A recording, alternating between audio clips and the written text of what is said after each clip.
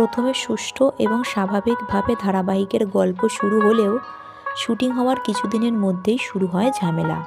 প্রথমে ধারাবাহিকের অভিনেতা জিতু কমল এবং অভিনেত্রী দিতিপ্রিয়া রায়ের মধ্যে শুরু হয় ঝামেলা এবং এরপর থেকেই ধারাবাহিকটি রীতিমতো টালমাটাল হয়ে পড়ে।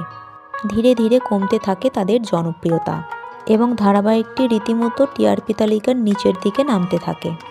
এরপর ধারাবাহিকের নায়িকা বদলে এক ধাক্কায় টিআরপি আরও কমে যায়। যদিও ধারাবাহিকের কর্তৃপক্ষ ঠিক এই সময় আর্য ও অপর্ণার বিয়ে দিয়ে কোনো ক্রমে টিআরপি তালিকায় ধারাবাহিকটিকে ধরে রেখেছেন, কিন্তু যেই বিয়ে সমাপ্ত হয়েছে আবার শুরু হয়েছে ঝামেলা, অর্থাৎ আবারও ধারাবাহিকটির টিআরপি কমতে শুরু করেছে। আবার এরই মাঝে শোনা যাচ্ছে অভিনেতা জিতু কমল বড় পর্দায় সুযোগ পেয়েছেন, তাই তিনি ধারাবাহিক ছেড়ে দেবেন। হ্যাঁ বন্ধুরা, ঠিকই শুনেছেন, ডিরেক্টর অগ্নিদেব চ্যাটার্জির পরিচালিত ছবি চোর এই সিনেমায় সুযোগ পেয়েছেন অভিনয়ের। এই সিনেমাটি প্রডিউস করতে চলেছেন আকাশ চ্যাটার্জি। 16ই ফেব্রুয়ারি থেকে কলকাতার বুকেই শুরু হবে শুটিং। মূলত একটি চুরির ঘটনাকে কেন্দ্র করে গড়ে উঠেছে এই সিনেমার গল্প। কলকাতার অলিগলি এবং রাস্তায় রাতের মধ্যে হবে শুটিং। এই সিনেমায় অভিনেতা রাজেশ শর্মা, দেবলীনা কুমার, শঙ্কর ঘোষ এবং মানসী সিনহার মতো বড় বড় অভিনেতা এবং অভিনেত্রীরা সুযোগ পেয়েছেন অভিনয় করার।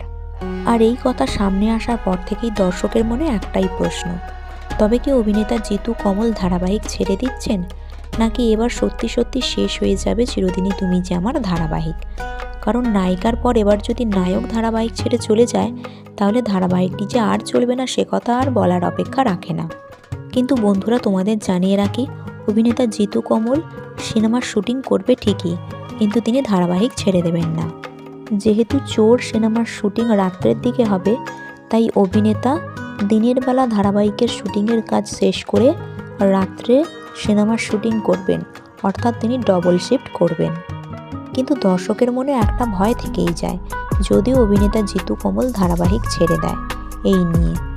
সো বন্ধুরা, সত্যি সত্যি যদি অভিনেতা জিতু কমল ধারাবাহিক ছেড়ে দেয়, তাহলে কি আপনি আর চিরদিনই তুমি যে আমার ধারাবাহিকটি দেখতে পছন্দ করবেন?